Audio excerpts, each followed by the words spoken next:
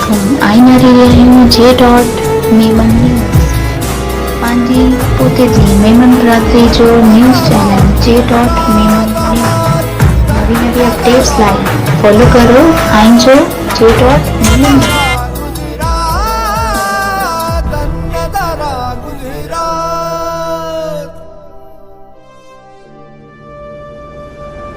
રા ડિયાઝથી લઈ અને રા નવગણ સુધી અને નવા મોહબ્બત ખાનથી લઈ અને આરજી હુકુમત સુધી જે શહેર અનેક હુકુમતો અને શાસનનું સાક્ષી રહ્યું છે એ છે આપણું જૂનાગઢ.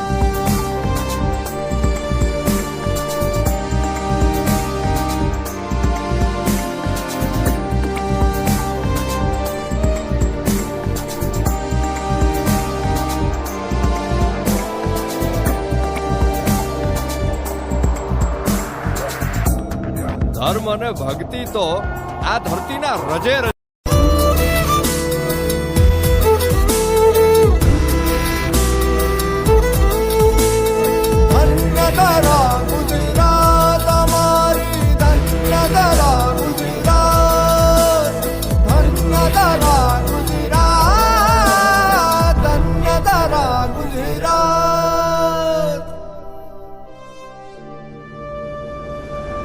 રા ડિયાઝથી લઈ અને રા નવગણ સુધી અને નવા મોહબ્બત ખાનથી લઈ અને આરજી હુકુમત સુધી જે શહેર અનેક હુકુમતો અને શાસનનું સાક્ષી રહ્યું છે એ છે આપણું જૂનાગઢ.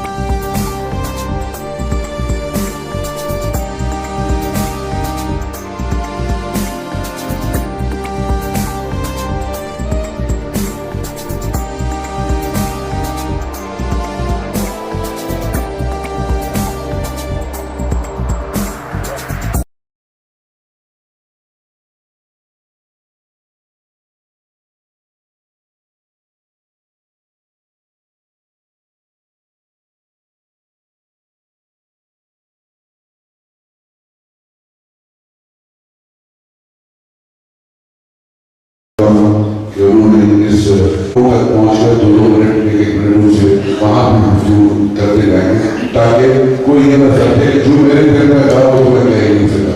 बाकायदा आवाज करते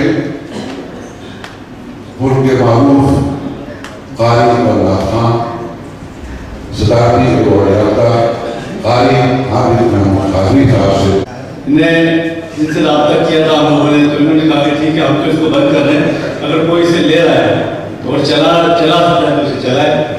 तो भाई ने नाम के साथ हमने उस्मान साड़ी भाई ने हमसे मशवरा किया, आप दोस्तों से मशवरा करके इसे 98 में इसको लिया गया था और अभी तक पाकिस्तान में भी जीता है.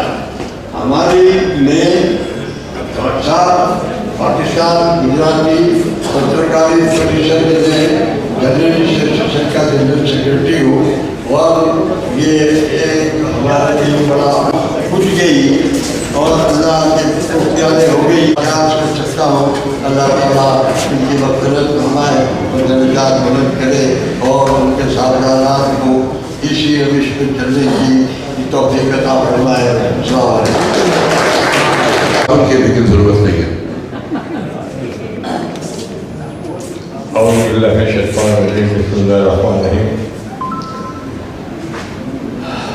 बहुत ही वाजिब एहतराम मौजूदीन मेरे मेमन कम्युनिटी के कायदीन नुमाइंदीन उर्फान साथी की फैमिली दोस्तों साथियों ने उनके बारे में बताया. हम लोग सिर्फ ज़बान को संभालने के लिए कब्र में बैठे हैं और हम चाहते हैं ये ज़बान जिंदा रहे. आप मुझे बताएं मेमन जो है वो लिखेगा तो गुजराती है ना, अपनी मेमनी ज़बान. अगर कच्छी होगा, मारवाड़ी होगा, कोई भी होगा, उसमें तो गुजराती है, तो गुजराती को कौन संभालेगा? आज ये अखबार भी अगर बंद हो गए तो उसके बाद वो नामो निशान खत्म हो जाएगा. तो तमाम वो लोग जो इस चीज़ को सपोर्ट कर आप सपोर्ट कर सकें, बिल्कुल आप कर सकते होंगे, मुझे इसमें शक नहीं, लेकिन कम से कम जो लोग आपकी अपनी कम्युनिटी के लिए काम कर रहे हैं उनको आप जरूर सपोर्ट कीजिए. तो ये मेरी गुजरातियों ने जो इतने बड़े बड़े लोग पैदा किए, कायदा मोहम्मद अली जिन्ना, अब्दुल सत्तार अली दी, तो वहाँ पर उन्होंने एक गलत आदमी भी पैदा कर लिया. उसके बारे में क्या कह सकते हैं? बिस्मिल्लाहिर्रहमानिर्रहीम. अस्सलातु वस्सलामु अलैका या रसूलल्लाह.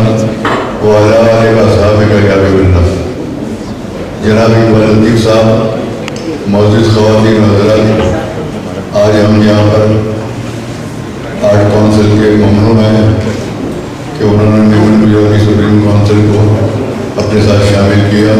मैं उनका तहे दिल से शुक्रिया अदा करता हूँ और उस्मान साकी साहब की ताक़ीद के लिए ये अजीम शान जलसा मुनक़िद करने पर भी मैं उनको मुबारकबाद देता हूँ। उनकी खिदमत वतन गुजराती और गांव गुजराती के अंदर भी मतलब कि उन्होंने बड़ा काम किया।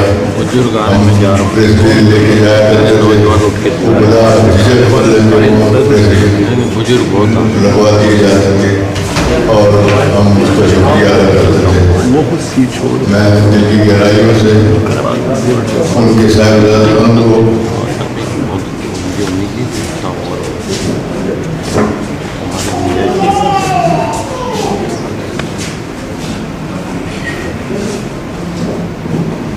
ताज़ीम करता हूँ कि वो एक अजीम शख्स इस दुनिया से चला गया और उम्मीद करता हूँ कि साहिबजादगान जो है वो उसकी राह के ऊपर चलेंगे और इसी तरीके से जिस तरीके से उस्मान साकी साहब ने ज़बान को तरगीब दी, तरक्की दी और खिदमत की, इसी तरीके से इनके साहिबजादगान दुनिया के इंतज़ाम करेंगे। शुक्रिया। अस्सलामुअलैकुम। આજે આર્ટ કાઉન્સિલ ખાતે યોજાયેલી મોહતરમ ઉસ્માન અરબ સાટી સાહેબની યાદમાં સ્મરણ સભાને શોક સભા તો નહીં કહું, કારણ કે જે વ્યક્તિ આપણી કલ્પનાઓમાં અને આપણા વિચારોમાં આપણી સામે એક આકૃતિ રૂપે હાજર હોય એની યાદમાં યોજાયેલી સ્મરણ સભાને આપણે શોક સભા કહીએ એ યોગ્ય નથી. કારણ કે ઉસ્માન સાટી સાહેબ પ્રત્યેક સાહિત્યકારના, કવિના, દોસ્તોના દિલમાં સમાયેલા છે અને એમની યાદ કદી પણ ભૂલાતી નથી અને ભૂલાશે પણ નહીં. तुझ बिन सुनी अपनी महफिल ए यारों के यार, जिस दिन तेरी याद न आई सुबह न आई शाम न आई. ઉસ્માન સાટી સાહેબ નથી આવ્યા? આવો પ્રશ્ન દરેક મહેફિલમાં થતો, દરેક પ્રસંગે થતો. એ પ્રસંગ આર્ટ કાઉન્સિલમાં યોજાયો હોય, રંગૂનવાલા હોલમાં યોજાયો હોય કે કરાચી કલમમાં યોજાયો હોય. જ્યાં સુધી એક પડછંદ બાંધાનો કદાવર આદમી, પ્રતિભાશાળી આદમી બારણામાં પ્રવેશે નહીં, હોલમાં આવે નહીં, ત્યાં સુધી આમંત્રિતો એની રાહ જોઈને બેસતા. અને જ્યારે ઉસ્માન સાટી આવતા ત્યારે હોલમાં હાસ્યનું મોજું ફરી વળતું, ખુશીનું મોજું ફરી વળતું. તેઓ એકલા નહીં આવતા, તેમની સાથે તેમના બે સુપુત્રો પણ હોય. એમના હાથમાં પૂર્તિ હોય વતનની અથવા વતન મેઘ હોય અને એ પ્રસંગને લગતો જ હોય. જે પ્રસંગ હોય એની પૂરેપૂરી વિગત એ પૂર્તિમાં અને વતન મેઘમાં સમાયેલી હોય. એ પોતાની મેળે આ બધું કરતા, એમને કોઈ કહેતું નહીં, એમને શોખ હતો. અને ઉસ્માનભાઈએ સાહિત્ય ક્ષેત્રે જે ખેરાણ કર્યું છે, જે આંબા વાવ્યા છે, એને તત્કાળ તો શું જીવનભર ભૂલી શકાશે નહીં. અને મારા તરફથી હું તેમને અંજલિ આપું છું અને દુઆ કરું છું કે અલ્લાહ તાલા તેમના સુપુત્રોને જે હિદાયત આપી છે એવી જ નેક હિદાયત હંમેશા આપે. વતન હંમેશા સલામત રહે અને ઉસ્માનભાઈની યાદ પણ હંમેશા સલામત રહે. આમીન સુમ્મા આમીન. दोस्तों, आ तबक्के मोहतरम जनाब बशीर मोहम्मद साहबनी ગુજરાતી ભાષાની સેવાઓને પણ હું યાદ કરી લઈશ. ખૂબ પ્રેમ ભાવથી એમણે પણ મને સંપર્કમાં રાખ્યો સાટીજી સાથે. તેઓ ખુદ પણ વર્ષોથી આ અવસ્થામાં પણ ગુજરાતી ભાષાની સેવામાં કાર્યરત રહેલ છે. ગુજરાતી કલ્ચર અને ગુજરાતી સાહિત્યને જીવતું રાખવા માટે સંઘર્ષ કરી રહ્યા છે. તો આવા સૌ મિત્રોને આજે જ્યારે યાદ કરું છું ત્યારે મને એમ લાગે છે કે કરાચીમાં અને પાકિસ્તાનમાં ગુજરાતી ભાષાનો વિકાસ થઈને જ રહેશે, ખૂબ જ સુંદર થશે. આપ સૌ થાકતા નહીં, આ પથ ઉપર ચાલ્યા કરજો. અહીંથી ગુજરાતમાંથી આપને જે કંઈ ભાષા સાહિત્ય કે અન્ય કંઈ પણ સહકારની જરૂર પડશે તો એ મળતો રહેશે. ગુજરાતીઓ સૌ એકઠા થાવ. બશીરભાઈને પણ મેં જ વિનંતી કરી છે કે ગુજરાતીઓ સૌ એકઠા થાય, પોતાની સંસ્કૃતિને જીવંત રાખવા માટે એક ઇન્ટરનેશનલ ફોરમ બનાવે, એમાં પ્રસંગો કરે, તો અહીંથી પણ ગુજરાતી ભાષા અને સાહિત્યનો આપને સથવારો મળતો રહેશે. એ અંગે ચિંતા ન કરશો.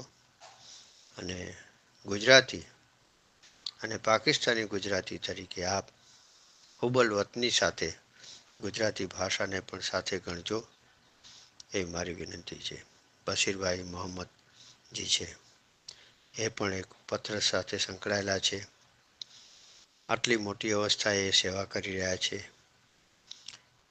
એમની રાહબરી હેઠળ આપ સૌ મિત્રો એકઠા થાઓ, એ મારી વિનંતી છે. शुक्रिया. अल्लाह बेल लाइक शेयर में सब्सक्राइब करना ना भूल जा.